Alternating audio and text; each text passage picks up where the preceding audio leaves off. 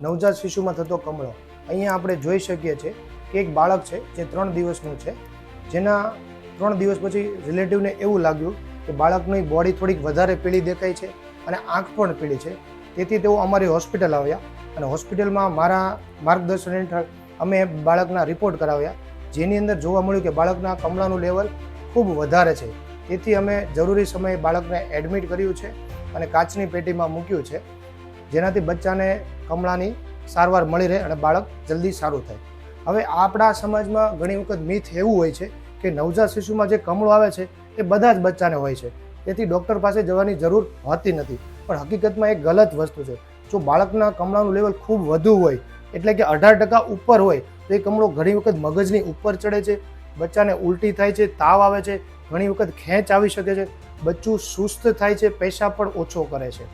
તો આ બધી બાબત બહુ અઘરી વસ્તુ છે. ઘણી વખત કમળો એટલી હદે વધી જાય છે કે બાળકને ખેંચ પણ આવી શકે છે. હવે આના મુખ્યત્વે કારણોમાં એટલું હોઈ શકે છે. કમળો જો હોય તો એના અલગ અલગ બહુ બધા કારણો હોય છે, જેમ કે બાળકનું અધૂરા મહિને જન્મવું, વજન ઓછું હોવું, બચ્ચાનું દૂધ ના પીવું, બચ્ચો પેશાબ ઓછો કરે અથવા તો બચ્ચો દૂધ ના લઈ શકે. એટલા માટે બચ્ચાની બોડીની અંદર કમળો વધે છે. અને ઘણી વખત જન્મજાત લોહીની બીમારીઓ પણ હોઈ શકે છે. બચ્ચાના લોહીના કણ વધારે તૂટતા હોય છે, તો આવી કન્ડિશનની અંદર પણ કમળો વધી શકે. તો મારી બધા જ માતા પિતાને એક સલાહ છે, જો તમારા બાળક વધારે પીળું દેખાય, કમળાની અસર હોય, તુરત જ બાળકોના ડૉક્ટરનો સંપર્ક કરવો જોઈએ અને એમને જરૂરી સારવાર આપવી જોઈએ. Thank you.